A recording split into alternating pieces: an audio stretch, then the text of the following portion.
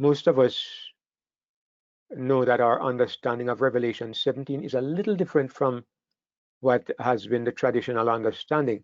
I'm going to do a little revision of what we have been through in this chapter so far. But what I'm going to do is I'm going to use my illustration. Just use my illustration and just use that as a basis for our revision. So let me just bring up my screen a little bit here. All right. So what we have seen is this woman riding the beast. And the Bible describes this woman as a prostitute, a whore, a prostitute riding the beast, and she has a golden cup in her hand full of her abominations. Now we said that this woman is a religious entity. It's a religious entity, and it involves Christendom or Christianity, because this woman is a prostitute, which means that she belongs to her rightful husband is Christ. She should be married to Christ, but instead she has given her favors to the kings of the world, and so God refers to her as a great prostitute. She's riding a beast. The beast has 7 heads, 10 horns, and last week we spent some time looking at the diagram. I actually illustrated it in this diagram form because we can see some things in the diagram that we might not see easily looking at the actual picture itself. So look at this diagram again. I want to revise what we saw just by looking at the diagram. The woman is sitting on the beast, but she's also said to be sitting on the 7 heads. It says the 7 heads which you saw where the woman sits. So in the illustration here, that mauve-colored triangle at the top I've used to represent the woman. The circles that she's sitting on represents the 7 heads. The red rectangle represents the beast. And there you have the 10 horns at the front. Now, I've tried to put together this diagram very carefully to illustrate how I believe the Bible presents it. So I believe that you have 7 heads, and it says that these 7 heads, there are 7 mountains on which the woman sits, and they are also 7 kings, which we understand to mean 7 kingdoms or 7 empires. This is how I'm interpreting it. 7 empires, 7 great empires. And all of these empires are a part of the beast. In other words, the beast has 7 heads. So each head is a part of the beast. So even though in the image here, the heads are represented as different entities, but they are really a part of the beast, because a beast is a part of a person. Why 7 heads? As we pointed out, the beast only has 1 head. 1 head really. But in his history, he has had 7 heads. So he never had 2 heads at the same time. First there was head number 1, the E. Then there was head number 2 after number E was gone. After E was gone, then A came. Then A was gone, then B came. B was gone, then MP came. And so at any given time, the beast has only 1 head. So when God shows us the beast having 7 heads, we are to understand what we are looking at is a panorama. It's a view of the beast that covers many centuries, many millennia. God is showing us the beast as an entity that exists across different ages. But what he does is, in different ages, he has a different face. He has a different head. And we suggested that these heads represent the 7 great empires that Satan used in trying to destroy God's movement, beginning with Egypt, then Assyria, then Babylon, then Medo-Persia, then Greece, then Rome. And we saw that these are the heads of the beast. Now, at the end, down at the end, I have these 10 black spikes, which represent the 10 horns. It says that the 10 horns, when the angel came to explain this to John, he said the 10 horns are 10 kings which have received no kingdom as yet. So I'd like to say something. Let me change our view just a little bit. I'm going to go to the Bible because I want to read something. We're going to continue from where we left off, but I want to read something. I want to read something so you can get an idea of. There is a little problem that I want to share with you. There's a problem with this interpretation, and I'm not going to try to gloss it over. I'm going to share it with us. Okay? There's a problem. Now, it says the 7 heads are 7 mountains on which the woman sits. All right, we saw this already. Let me see if I can find my diagram here.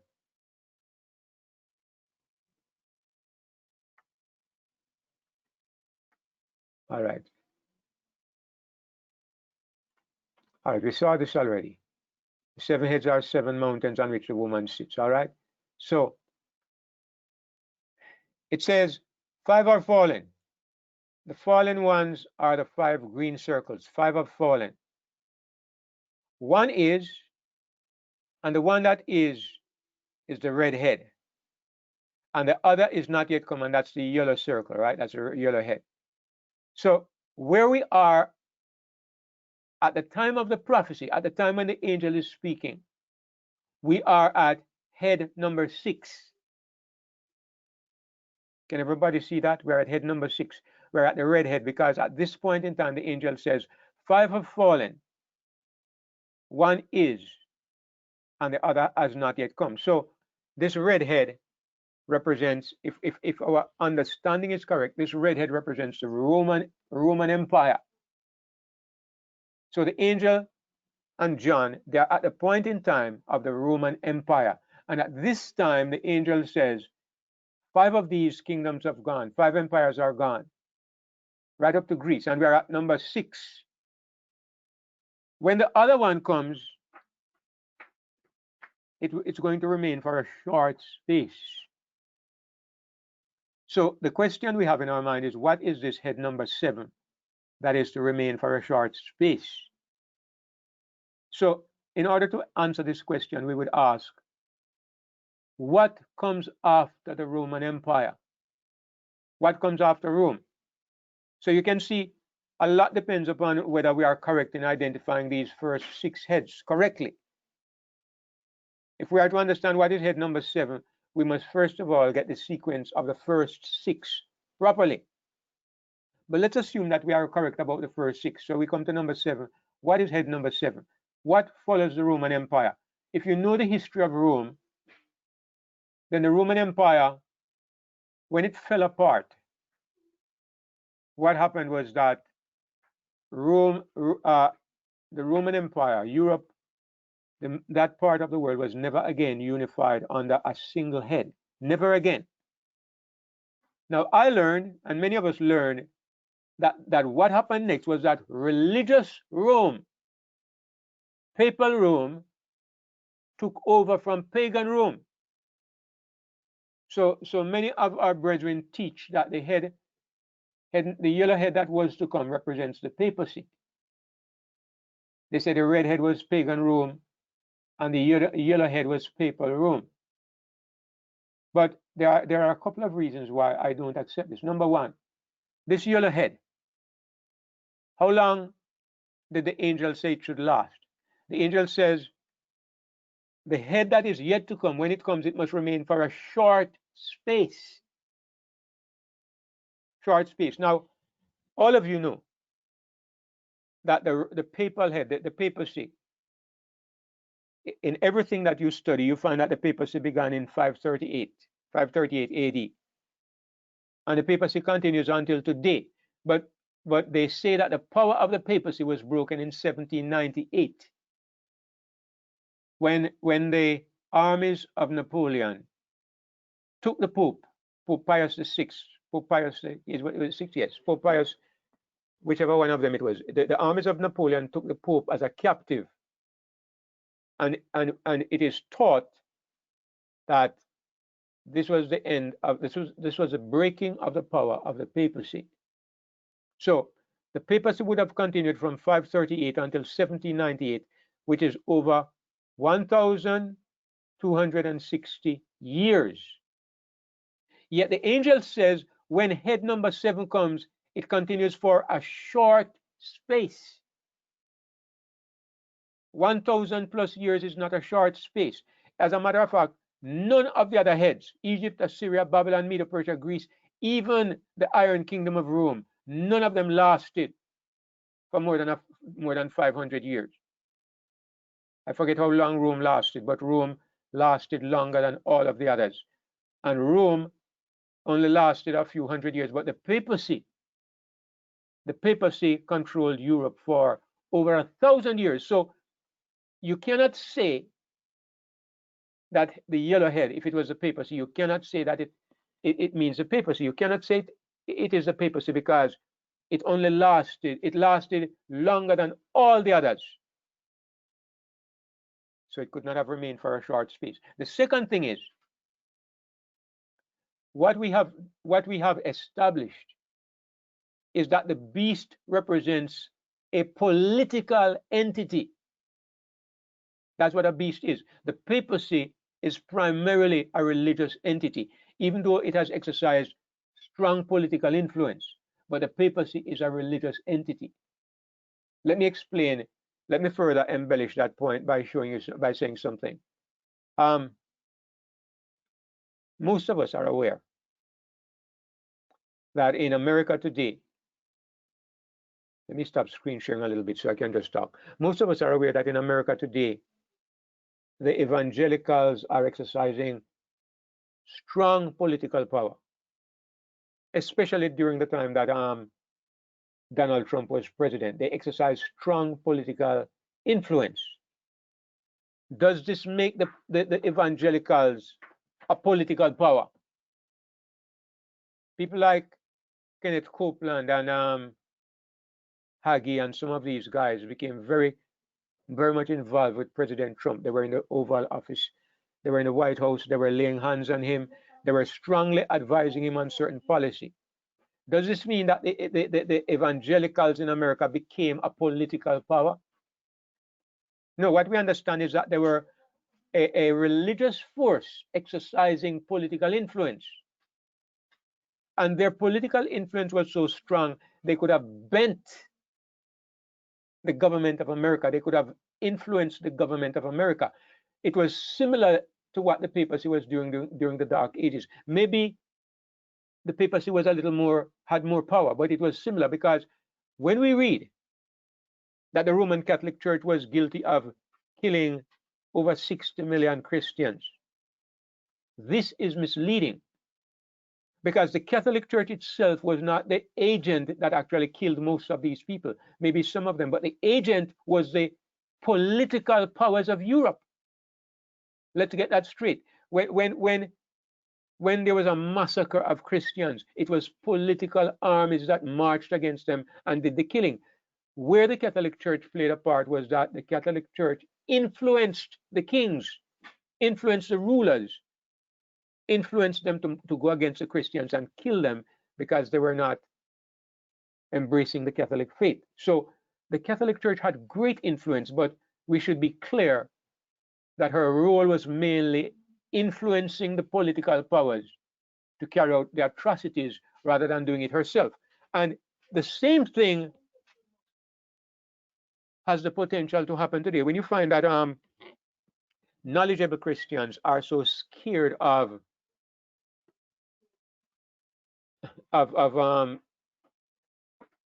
church and state. Knowledgeable Christians are scared of church and state combining together, even if, I mean, what is about to happen with the Democrats is another side of the same satanic coin. I just read where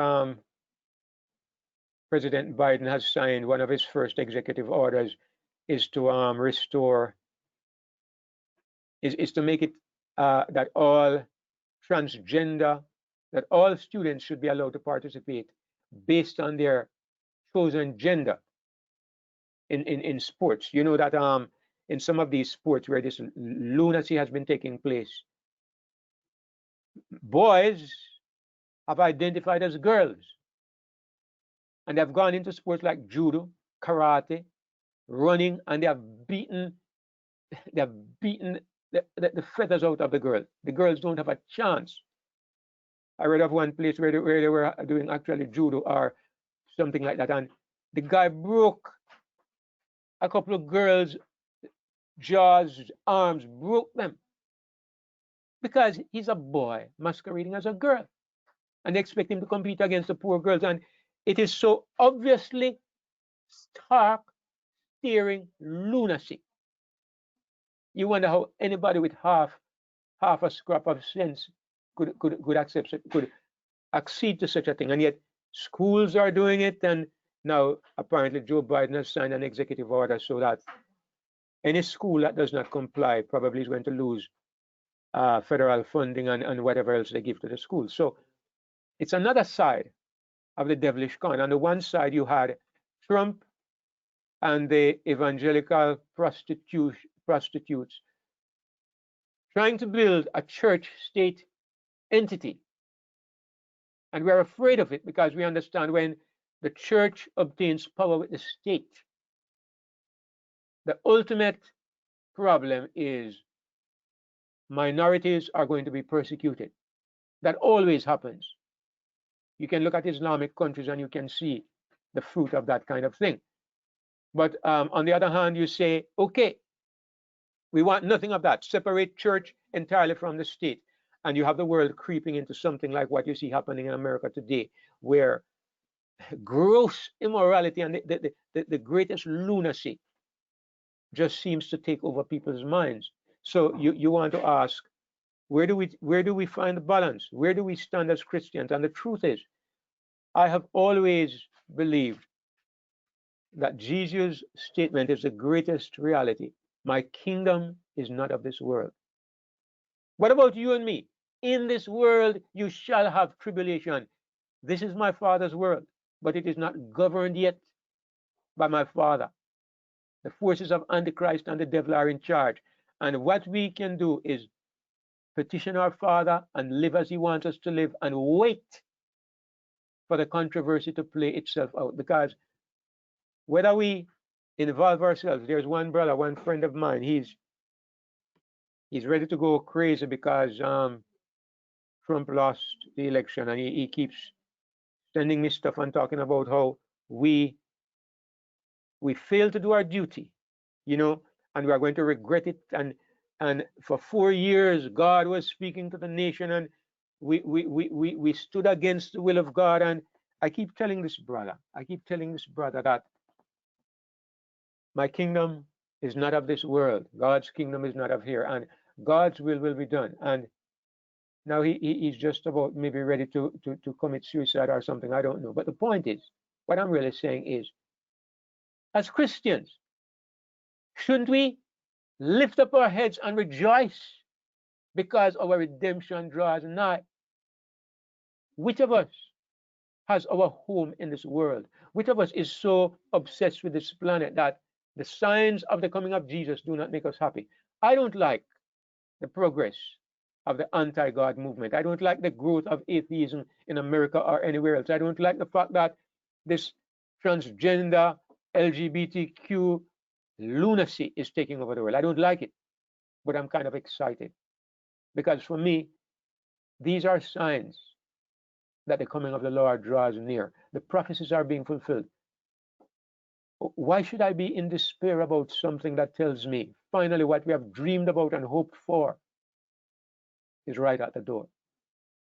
So anyway, a little bit off track there, but what I'm saying is that the union of politics and religion is always a terrible thing, because people like God's people always suffer because we are never in the majority religious population. We are never there. God's people are never there. And the majority religious population, once they obtain power with the government, there seems to be this abysmal blindness that they think it is doing God's will to compel others to embrace their form of religion. So the papacy did it. And the evangelicals in America want to do it, and I suppose elsewhere too. But the point is, this does not make these evangelicals or the papacy become a political power. They simply become the woman riding the beast. That's what they become, the woman riding the beast, not the beast. So all of this to say that therefore I don't accept that this seventh head of the beast can in any way, shape, or form be the papacy. No, this seventh head of the beast is really another political power that arises after Rome. And the next political power in Europe that I see arising after Rome that has the same kind of dominance, the next power, it's not Napoleon. France was never the ruler of the old world, although Napoleon made great inroads. I heard about a man named Charlemagne that they call Charles the Hammer. He also forged a great kingdom, but it never became an empire. I read about Adolf Hitler and how he marched across Europe and devastated nations, but he never gained that control over Europe. Nobody ever did. The closest Europe has ever come to being reunited since the days of the Caesars under one political entity is since the European Union. Now, this is an opinion. Therefore, I could be wrong. So I'm not sharing this as dogma. I'm sharing my reasoning and the reason why I come to this understanding. I believe the yellow head represents the European Union. But what it means, this is the problem. This is the problem. What it means is that when the angel says to John, 5 are fallen, 1 is, the angel and John are standing at the time when Rome was in power, because the angel says at this point 1 is, and the one that is the redhead, which is Rome. So the angel and John, the angel is talking to John in the context of the time period when John was living, which is a period of the Roman Empire. Why is this a problem? It's not a great problem, but it's just a little bit of a glitch in my mind. Why? Because the angel that is speaking to John is the angel that has the 7 last plagues. And he says to John, come, and I will show you the judgment of the whore. So I thought the angel is taking John into the future in time, to the time of the judgment. But based on what I just said, it seems like this is not so. The angel is talking to John in the present, the time of the Roman Empire, and the angel is now pointing him to the future. In the future, John, another kingdom is going to come that has not yet come, the yellow kingdom, and it will remain for a short space. Let me pause a little bit. Is there anything about what I just said? I mean, I don't know. I don't want to know if you agree or you disagree. What I'm asking is there anything about what I just said that you don't understand? I want to make sure the reason why Very clear, David. It's very clear. Thank you, Brother Ray. Anybody who doesn't understand? Hello? Go ahead, Nikki. So you're saying that the angel talking to him was the time of the red circle. Right, the Roman And then the Empire. angel said to him, come, let me show you what's going to happen. For the head that will be there for a short time, which is the yellow circle. Right. The angel never really said, let me show you what is going to happen to the yellow head. The angel says, come, let me show you the judgment of the great whore.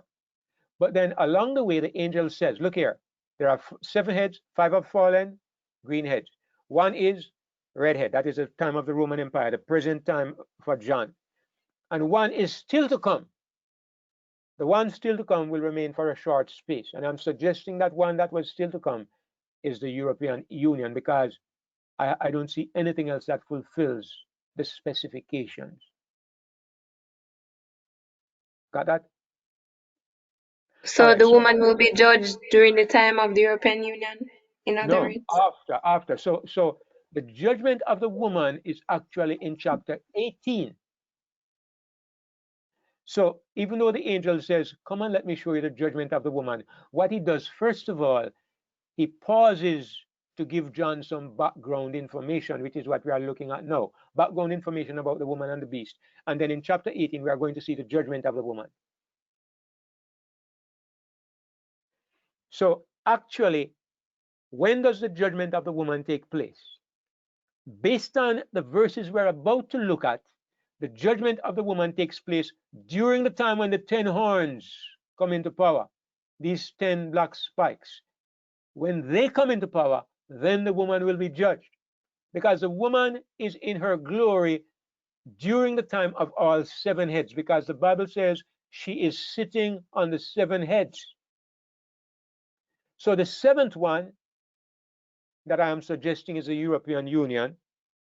It remains for a short space. The European Union started back in the 60s. Before that, you had the European Common Market, 60s or 70s. Before that, you had the European Common Market, which began in the 50s. So the European Union in totality has been around for less than 100 years. Very short space of time compared to the other 6 heads. So the European Union, if it is the 7th head, is to remain for a short space. When it goes down, it will be replaced by a system of government that will be dominated by 10 smaller kingdoms, which are the 10 horns. At this point, the beast emerges without a head. Instead of a head, he has 10 horns, and the beast becomes king number 8. The 8th kingdom will be the beast without a head. So the scripture says very clearly the 7 heads are 7 kings, 7 mountains, and there are 7 kings. 5 have fallen, 1 is, the other has not yet come. When he comes, he remains a short space. And then the beast is number 8. So when the beast becomes number 8, obviously the 7 heads are gone. The 7 kings are past. The beast Brother David. becomes king number 8. Brother Yes, David, go ahead. just one correction. I think you confuse the United Nations with the European Union. You say somebody is confusing the United Nations with the European Union? You said the European Union started in 1950 something, but it actually started in 1993, I think. All right. Yeah, what I said is that the European Common Market started in the 50s. And I don't know exactly when the European Union started, but if you say 1993, you are correct, because I know it's late on the scene. But what it is, it's really a development of the European Common Market. So the European Union really started the European Common Market. So, Dave, I got a question. So those horns, I'm understanding, excuse me, all the way up to the yellow dot about the European Union or whatever it's called. It's all one and the same batch. Now, those 10 horns are 10 kingdoms. Okay. Now, so is the beast divided like in 10 different ways, or is the beast actually that 10 kingdom as in one? The beast is a united power that dominates that part of the world. Now, exactly how will that government work with the 10 horns? It's future. So I don't think anybody can give a perfect description. But what we know is that before this, what we have had is a unified system of government under one basic government. Even the European Union, it's one system of government control in Belgium. One of the reasons why England pulled out of the European Union is because the European Union was a system of government that was controlling how England should operate from miles away. That's one of the problems England had why they pulled out of the EU. They said the EU was making rules about toilet paper, about kitchen utensils, all kinds of things. It was dominating and controlling their life from far away. So it's one government that controls all these nations. But it seems to me that under the 10 horns, what you will have is 10 different centers of government, but they are cooperating or working together, and they all are working for the upliftment of Europe, because they give their power and their strength to the beast. That's the European beast. They give their power and their strength to the beast, and then they when this system appears, what they do is they turn against the woman. They eat her flesh, they make her naked, and they burn her with fire. I have a quick question, Elder. Yes, Brother Frederick. So these 10 horns that we have here are not the same as the 10 divisions of Rome. I know that thought is something that some people have, but there are several reasons why. Yeah, man, I know. There are several reasons. Is that at the time that John got the vision, or was in vision, those 10 were not yet also. So we'd have to decide now which 10, is it the 10 divisions of Rome or the 10 European nations? Agreed. Part of the difficulty we have as we look at it is because the prophecies of Daniel overlap closely with the prophecy of Revelation, but they are not identical. There are many details in the book of Revelation that we don't see in the book of Daniel. And it's very tempting to believe that because the image and also the beast in Daniel 7 had these 10 horns, it's easy to fit these 10 horns into that same slot. But as you look at the time sequence, when you look at the timing, in my understanding, these 10 horns cannot be the same 10 horns. And I'll give you two reasons for saying this. I can give you several reasons, but let me give you two. One is that the 10 horns do not come into power until after the 7 heads are gone. Based on let's go to the Bible and just look at that sequence and make that clear. If you look at the sequence,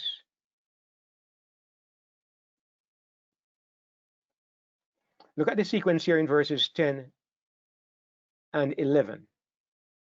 And there are 7 kings. 5 are fallen, 1 is, and the other is not yet come. So you ask yourself, who are these 7 kings? There are some people who have been kind of foolish enough to say there are 7 literal popes. I don't think anybody here believes this. I think we believe that there are 7 kingdoms. If you even start with Babylon, wherever you end up, but we believe there are kingdoms. The other has not yet come, and when he comes, he must continue a short space. The beast that was and is not, even he is the 8th. That's a critical statement. The 8th what? The beast is the 8th king. This means that when we look at these 7 kings, none of these was the beast in his glory. All of those 7 kings was the beast in disguise. It was the beast working through a head. All of those 7 kings. So that's an important point to consider. I mean, it raises questions in our minds, but we are looking at what we can be certain of and allowing that to cause us to come to conclusions. So these 7 kings are 7 kingdoms. They are the beast, but it is the beast in disguise. He's showing himself through a head. But what the Bible says is that the beast, he is the 8th king. Why wasn't he number 1? Why wasn't he number 2, 3, 4, 5, 6, 7? Why were none of these the beast? And yet number 8 is the beast. How does the beast appear without a head? That's what this is telling us clearly. Now, it says he is of the 7, meaning that he was the underlying power behind the other 7. But what it suggests is that now the beast appears in his true nature without a head. That's the only way I can understand this. And it says at this point in verse 12, and the 10 horns which thou sawest are 10 kings, which have received no kingdom as yet. Now, as you say, Brother Frederick, this statement, they have received no kingdom as yet. This could mean in the time of John, in the time of the Roman head, these 10 horns have received no kingdom as yet. But it goes on to say, but they receive power as kings 1 hour with the beast. So you ask the question, when does the beast receive power as king? That's the question. When does the beast receive power as king? Does the beast receive power as king during the reign of the 7 kings? No. It is after head number 7 is gone. It continues a short space and then it is gone. Then the beast becomes king number 8. Then the beast receives power as king. And at that time, the 10 horns receive power as kings at that hour with the beast. Brother David. Yes, Brother Matt. So are you suggesting that we're kind of in between the 6th and 7th kingdom or empire? I actually believe, based on what I'm sharing here, that we are under the 7th head, the one that had not yet come. That's now where we are. And the next event I believe that we would expect in this scenario would be the end of the European Union and the rising of the 10 horn entity. Now, let me say something else about this. Yes, Brother Sean. In regards to the kingdoms, when you look through history, we realize that a kingdom was defeated by another kingdom, right throughout history. How do you, or what's the scenario then with Rome and then the EU?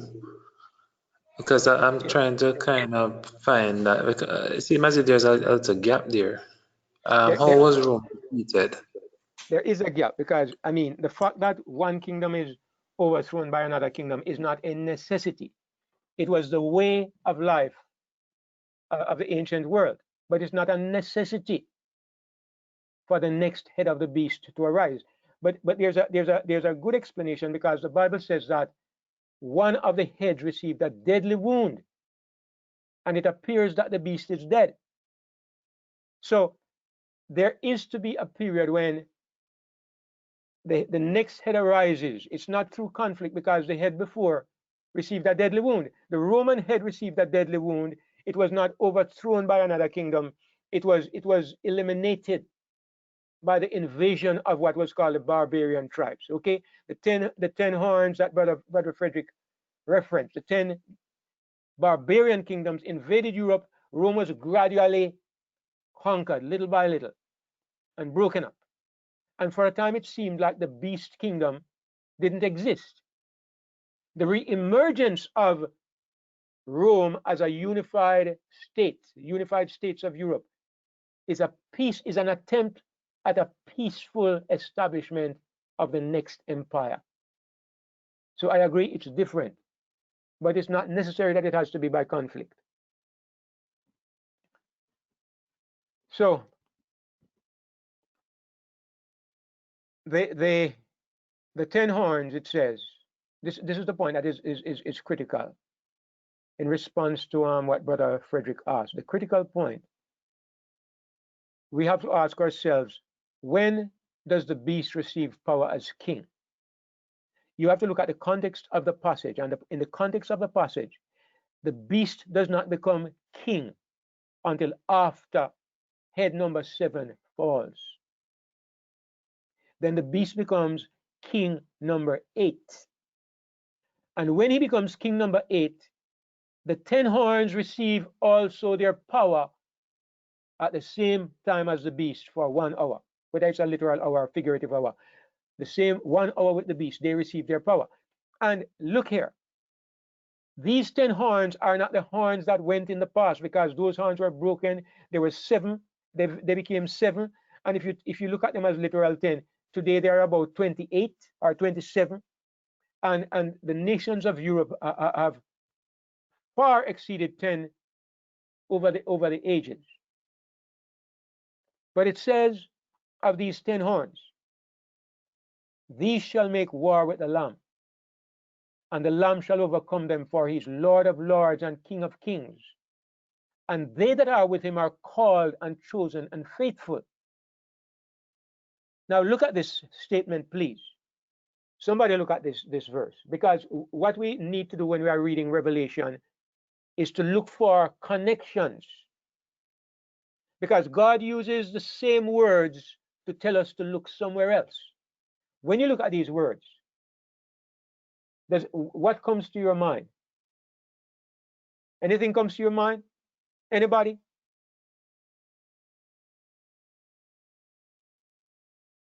All right, I'm going to connect two things together from this verse. First of all, these shall make war with the Lamb. So we're going to look for somebody making war with the Lamb. Secondly, it speaks of the Lamb, and it identifies him as Lord of lords and King of kings. So what I want to do is look for a place where somebody is making war against the Lamb, who is identified as Lord of lords and King of kings. These are verbal connectors, verbal links. They are word connectors that are pointing us to another place in the book of Revelation. Maybe somewhere else in the Bible, but in this case in the book of Revelation. Now it says, these shall make war with the Lamb. Who are the these? It's referring to the 10 kings or the 10 horns. The 10 horns. These shall make war with the Lamb. So if we can find where anybody is making war with the Lamb, we know it's the 10 kings, especially if the Lamb is identified as Lord of lords and King of kings. So bear in mind those phrases, and we're going to go to Revelation 19. And what we see in Revelation 19,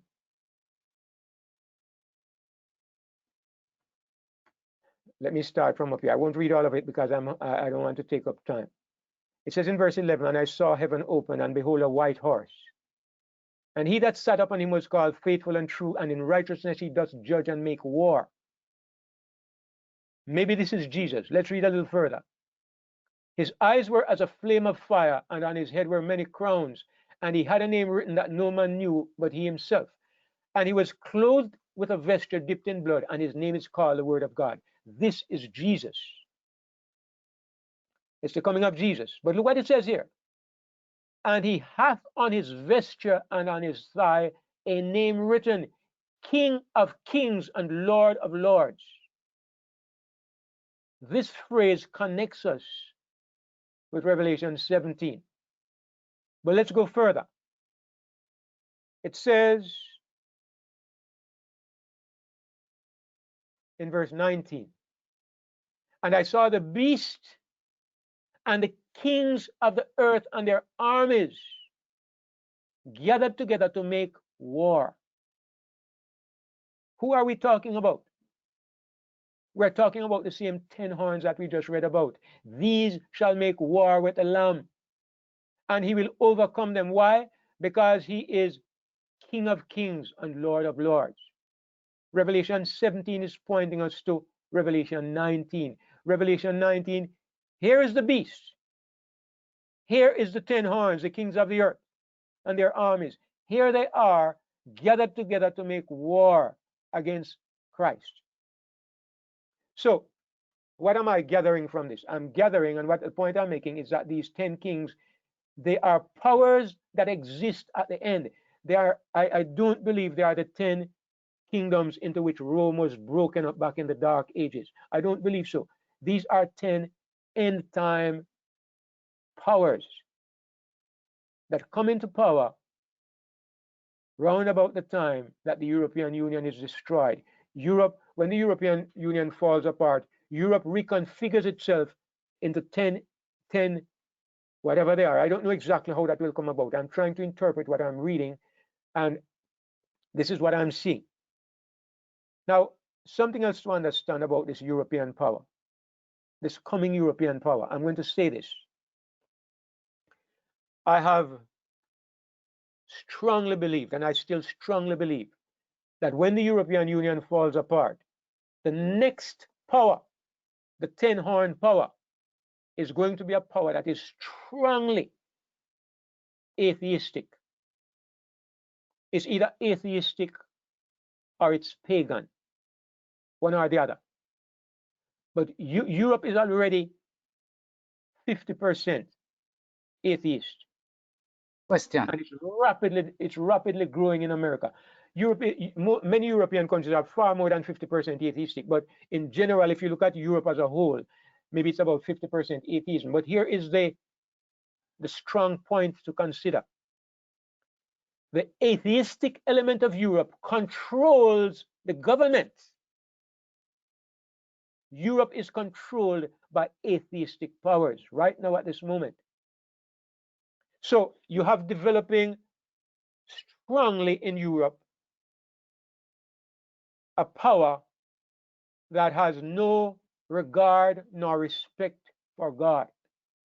Let's stick up in there, Brother David. Yes, go ahead. But where in this do we get the understanding that these 10 kings have to be out of Europe? Couldn't they include kings or powers from Asia and Africa and other places? I'll tell you what.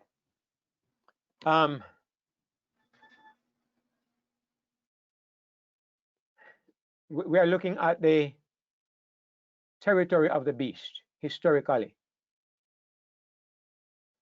If you want to include powers from the Middle East region, then it would be easier for me to accept. But if you go Asia and you go up to China and you go into Vietnam and those places, I would have some reservations, even though I'm not going to throw it out, but I'd have reservations because the beast represents the old world power. And that has always been historically Europe and that part, Europe, North Africa, and the Middle East. Now, could it expand to include powers from Asia and Africa? I would have to give it some more thought. All of us would have to think about it more. But one thing I'm sure of, it will not include the Americas. Because America, right, I agree with that. Right. America is controlled by the false prophet. America is represented by the false prophet, the second beast. So this first beast has to be exclusively an old world power. But that's an interesting thought, that maybe it might involve other powers outside of Europe itself. It's something worth probably looking at more closely. All right, so continuing on the idea that this beast is going to be primarily an atheistic power. Why would we come to that conclusion? Well, it's not just the way Europe is developing. I'm going to give you about 3 reasons why we should think that this is how it's going to be. First of all, reason number 1, who does the beast attack at the end? First of all, we know he is against God's people because he makes war against the Lamb and he persecutes the saints. That is a given. That is the main evil of this beast. But secondly, who else does the beast attack? He attacks Babylon. the woman. Through the 10 horns, the beast attacks the whore, who has been his paramour for all these centuries. He attacks this woman, and he hates her, makes her naked, eats her flesh, and burns her with fire. So the beast hates true religion, and it hates false religion. So the beast cannot be a religious power, which is reason number 1 why I believe the beast is an atheistic power. The only other alternative I could see is if the beast is a pagan religion. It is an entity that embraces pagan religion, but I don't think so. I think atheism is where we are going. That's number 1. Point number 2. when the beast emerges again, when the beast shows his face again, where does he come from? Bottomless pit. It comes from the bottomless pit. It says it in verse 8. It says, the beast that thou sawest was and is not, and shall ascend out of the bottomless pit and go into perdition. So the beast comes up out of the bottomless pit, all right? So when the beast becomes king number 8, I understand he's going to become king number 8. And why does the Bible say he comes from the bottomless pit? Because when you look at Revelation 13, the beast originated from the sea. That's where he comes from originally. But then he disappears. He seems to disappear. And then when he comes back the next time, when he comes back the final time, he comes from the bottomless pit. This tells you the nature of this beast is different. So you ask yourself the question, what is the implication of the bottomless pit? We looked at this last week, but I'm just going to remind us. The simplest way to approach it, in my understanding, is just simply to say, if you look at the term in a spiritual sense, what does a bottomless pit imply? And a bottomless pit implies a place where there's no hope, there's no light, there's no expectation of anything good. A bottomless pit is a place of spiritual darkness that is to the nth degree. It's a place where if you fall, you have absolutely no hope. So the beast from the bottomless pit represents a kingdom arising on this earth that is in the greatest spiritual abyss that is possible. And that is a condition where the Spirit of God has completely departed. There's no greater darkness in existence in the universe. Is that the correct interpretation? Yes, I think so. In Revelation 20, it says that Satan is shut in the bottomless pit. And we know that's not a literal place. It's a spiritual condition. He is chained to a condition where there's nobody to tempt. There's no light because the Spirit of God has left the planet. All that is left for him is just the darkness of eternal damnation. That is the bottomless pit. And anywhere you go in the book of Revelation and you find this term, the bottomless pit, this description fits. It's a condition where the Spirit of God has departed. So, question. Yes, Brother Wayne. Something just came to my mind. It could be very far-fetched, but I'll just throw it out anyway. You know, you said that the European Union, its influence, it seems to some extent still limited with respect to having its laws and whatever to be worldwide. So there comes a time when it becomes ineffective. I'm looking at the whole thing about the coronavirus and all of that now, and look at how the world respond almost in unison to some sort of instruction from somebody, some leading body somewhere that we're not even aware of. To see how the world does work together in unison on lockdowns and other measures. Could it be that this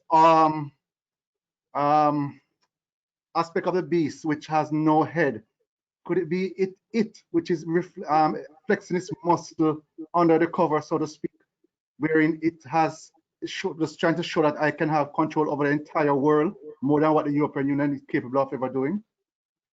When I think that the coronavirus situation has shown all of us that we have no idea of the kind of power that can be exercised, not only by the EU, but by the powers of the world. What we can see is that the entire planet is following the lead of Europe and America on this thing. The only other wild card out there is China. That's a wild card that we don't know exactly where to fit China. But as far as the beast and the false prophet are concerned, whether it's the pandemic or anything else, whether it's the LGBT movement, whatever, It's America and Europe. Those two are the powers that have the influence over the entire planet. A few little African countries, the leaders might raise their voice and make a little uproar. It's just for a moment. They have no real influence. Nobody pays any attention to them. When Europe and America talks, the entire world genuflects, the entire world bows down. So the corona situation is just one other incident that demonstrates, the flexing of the muscles and the development of the power. So anyway, we saw that, so this is where we are. It says, let's start with continue from verse 13. These have one mind. And what this means is that the 10 horns will be united in their perspective. Oh, I said about 3 ways that I would look at the 10 horns coming at the end. And the third, at the European Union being atheistic at the end, the beast being an atheist at the end. The third way I wanted to look at was the parallel with the French Revolution. Revelation 11 talks about the killing of the 2 witnesses. We have been through this, but some of us might recall. It says that the 2 witnesses would prophesy, and then they would be killed by the beast from the bottomless pit. Perfect. When the 2 witnesses have ended their testimony, the 2 witnesses, the Word of God and the Spirit of God, do the last great work on this planet, preaching the 3rd angel's message, then their work comes to an end because everybody has heard the preaching of the gospel. God's Spirit leaves the world because everybody in the world rejects God except those who are sealed. This is now a world that becomes the bottomless pit. And out of these conditions emerges this beast power, a power that is completely godless. This is Satan's perfect kingdom. This is what he has been working for since the beginning of time. And so, this is the final battle. They first of all destroy Babylon. Why don't they destroy the true people? It's just like in the time of the destruction of Jerusalem. The Romans were allowed to destroy the false church. The Jewish nation was decimated by Rome. But God's people who listened to their Messiah, they were able to escape. Similarly, God delivers his people while the modern day Rome, the beast from the bottomless pit, will destroy, will attack the woman, eat her flesh, make her naked, burn her with fire. Religion is going to be the most hated thing on this planet. And if you are involved in religion, and it's not the true religion, like we say in Jamaica, dog, nyam your supper. The dog is going to eat your supper because you won't be around to eat it. Now, it says, these shall make war with the Lamb. We saw that in chapter 19.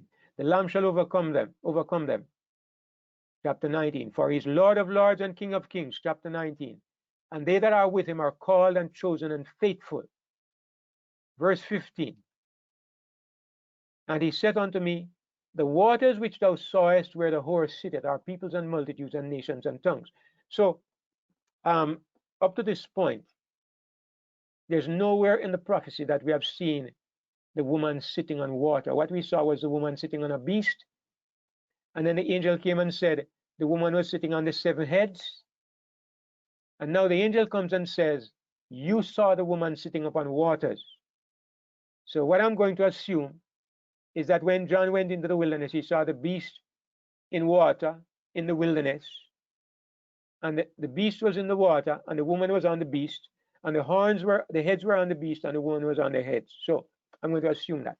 But the point that is being made here, God is telling us that the woman dominates multitudes, nations, tongues, and many people. She has a great deal of support. That's what we are being told here. And that helps us to understand what the Bible means when it says in Revelation 16 that when the angel poured his vial upon the the river Euphrates, the waters were dried up. I believe this attack by the 10 horns upon the woman, it represents the drying up of the river Euphrates. So the river Euphrates is dried up, the support of Babylon is gone, and so the beast is able to destroy her, to attack her and devastate her. Brother David, Yes, Brother Peter? Peter, yeah. Yeah, man. Why would you say that? Kingdoms are made up of people, right? Yes. And the Bible tells us that people are equivalent to water. So Yes. the beast sits on kingdom, the beast sits on a mountain. So the beast sits on people. I don't see a picture where the beast, the woman is on the beast and the beast is in the water, because people represents water. All right, but the reason I say this, and I mean it's a minor point, because it's neither here nor there, because what we want is the interpretation more than the picture. But the reason why I say this is because the angel says to John, the waters which you saw. And if I were John, I would say, I didn't see any water. So to actually use the words and say the water which you saw is what I'm basing that on. But I mean, you could be right, because either way we take it, whether I'm right or I'm wrong and you are right or wrong, the point is that the woman is supported by multitudes of people. That's the main point of the prophecy. So that's what we really want to focus on. So verse 16 says, on the 10 horns which thou sawest upon the beast, they shall hate the whore, and shall make her desolate and naked, and shall eat her flesh and burn her with fire. So even though it's the beast that emerges as king number 8, the beast is represented by 10 horns. And let me explain this. Just like how you saw that before this, the beast was represented by a head. When the beast appears from the bottomless pit, he does not have one head. Instead, he has 10 major powers that are united, and they represent the beast. So these 10 powers hate the whore. And I can tell you, I don't live in Europe, but there are a few Europeans in the room. I just saw Sister Cora, and I know there are a few other Europeans. And I'm telling you, I read that in Europe, a lot of the churches are becoming clubs and dance halls, or they are being turned over. Muslims are buying them out, because the great cathedrals and churches in Europe are empty. Europe on the whole has abandoned her roots. Europe was a religious entity for generations, but partially because of the foolishness and the idolatry and the folly of the Catholic Church, and partly because of the hypocrisy of religion, people have turned from religion, and because of the encroachments, the inroads of the evolutionary theory, nobody believes in God anymore. It's a small, it's a diminishing, a rapidly diminishing number who still believe in God. Now, those who live in Eastern Europe, places like Romania, like as you go further east, you find out the people are not so atheistic, strangely, because the eastern parts of Europe was dominated by the Soviet Union, which was officially atheistic. But you still have strong elements of the Eastern Orthodox Church. You have a lot of people there who belong to the Eastern Orthodox Church, and maybe really like Pentecostalism, Adventism. So it's not as blatant in some of these countries as if you go to a place like Germany or France or Belgium or Denmark. The Western European countries, strangely, where there has been no communism, these are the places that have become very secular and very anti-God, and where the churches are dying, and they are selling out their cathedrals and selling out their churches because nobody's interested in religion anymore. It's a strange paradox. But anyway, this develops. Brother David, Yes, Sister Diane. I'm sorry, but I think a lot of that has to do with capitalism in the Yes, West. It becomes their God. I agree. I wholeheartedly agree. one of the things that Christians have not understood is that persecution purifies the church. Hardship makes better Christians. I will never forget an article. I keep referring to it. And anybody who wants to really understand the present situation in the Western world, you read it. It's from Psychology Today, and the title of the article is "Why Atheism Will Replace Religion." I think that's the title. I think I got it right. Why Atheism Will Replace Religion. And when you read this article, when I read it, I was angry, but I was also, and I was grieved, but I was disturbed because I could see truth in the article.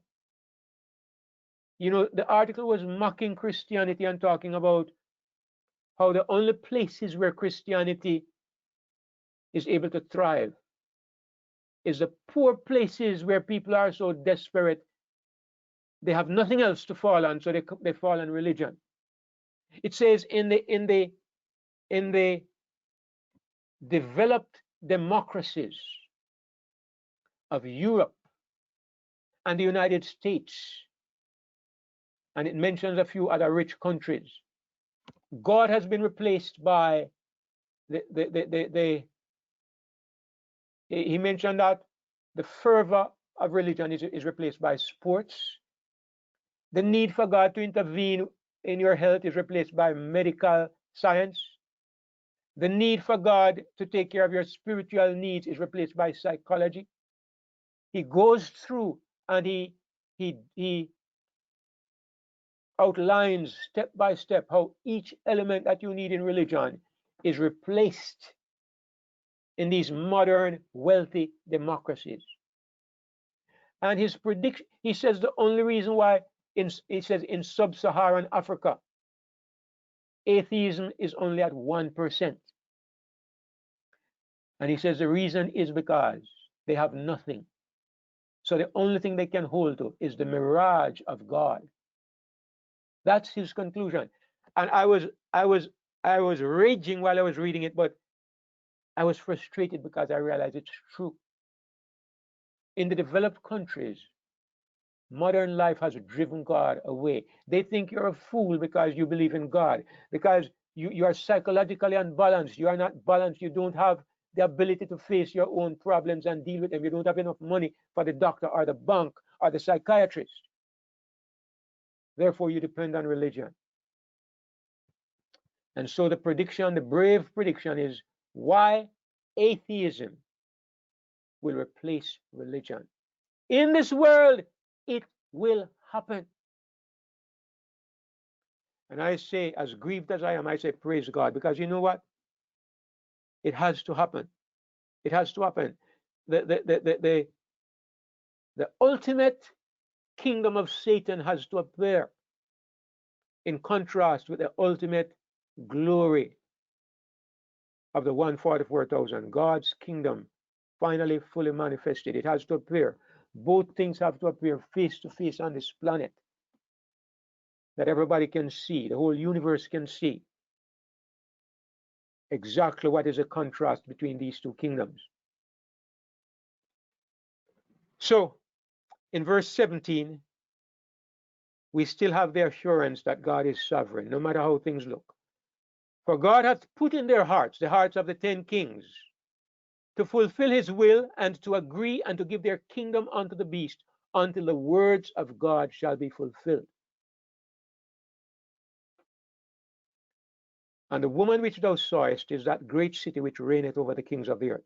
Now, I also know that I think it was Brother Frederick who suggested that he made a good point, and I'm going to try to show why, maybe even though it's a good point, I'm going to show you my objections to that good point. He says, it says, the woman which thou sawest is that great city which rules over the kings of the earth. So the point that was made is that the woman is a symbol. And what is happening here is that the angel is giving us an interpretation of the symbol.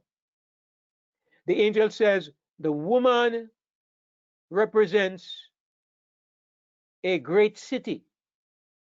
So since the angel says the woman represents a city, you have to look for a literal city, because the symbol is the woman and the interpretation is city. So you have to say that the city is a real city while the woman is a symbol. You can't have a symbol interpreted by another symbol. This I think was the point that Brother Frederick made. But I'm going to show you the reasons why I believe that in this case, a symbol is being used to interpret another symbol, and we still have to go and interpret those two symbols. I'm going to show you why I believe it. In my opinion, based on what I see here, a literal city cannot fit the specifications. All right? If you look at the things that are said about this woman, if you look at the things that are said about this woman,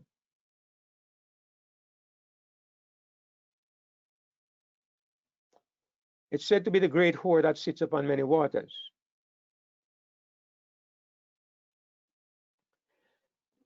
And if you looked at the comparison that we made with Jerusalem, as a matter of fact, let me go to chapter 18. If you look at what it says about this woman, this city, it says in verse 24, and in her was found the blood of prophets and of saints and of all that were slain upon the earth. Which physical city could we say that this applies to? None. I mean, Jerusalem, Rome, Babylon. Which physical city? Because if we say it's a physical city, then we have to apply this literally as well, that this physical city has been guilty. I know that one of the things that a lot of people try to do, they try to connect the Vatican to every single conspiracy, every single. I've listened to Walter White a little bit. I don't listen to him as much as some people, but Walter White tries to connect every single apostasy on the planet to the Vatican, to Rome. The Muslims, the Illuminati, what have you, the, agencies and people that I have no clue who they are. They try to connect everything to the Vatican. I agree that the Catholic Church has been guilty of great evil, great deception, but I don't think we can justifiably say that the Catholic Church, because if we are consistent and we're saying it's Catholicism or it's the Vatican or it's the papacy, you have to make it the papacy, you have to make it the Vatican. You cannot say it is guilty of all the blood that is slain upon the earth. If you are going to do that, what you have to do is to talk about spiritual death, all the encroachments that took place from the beginning of time. You can't place that on a physical entity. You have to now make Babylon a spiritual entity that has existed from the beginning of time if you are going to say all the blood is found in her. So she has to have existed from the beginning of time if you are going to put all the blood on her. So I don't know if that point is understandable. That's I agree, brother, because Babylon papacy had a beginning, and some of those evils happened before she existed. So we have to look at Babylon in a greater sense, and that's why I always say that's the Nimrod effect. That comes from the evils that come from the Babel of Nimrod, not just the papacy. Thank you, Sister Diane.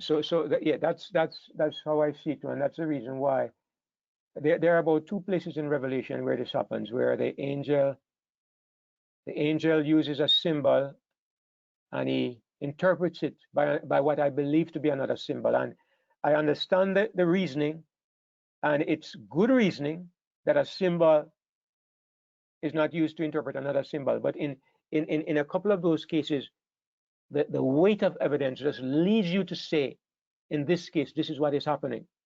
And what you would ask, why would God do this? And I would suggest to you, it is because God is giving you two different bits of identifying facts. He's giving you two different ways to identify this entity. First of all, she is a woman. What does that imply? Religious power. Secondly, she is that great city. What does that imply? Great political influence, great domination, great reach and influence. I would say two different bits of evidence to help us to better identify the woman. And it's kind of similar when we come to Revelation 19 and Revelation 21, when we see Jesus being married to the bride, the New Jerusalem, which is also called a city. And there is debate about whether this is a literal city or what kind of, or whether it's really made up of the people. Because the people are supposed to be the bride of Christ, and you're going to ask, how can Christ be married to a physical city? So when we get there and we start to discuss that, it might shed some light also on this city, because the interpretation would probably need to be consistent.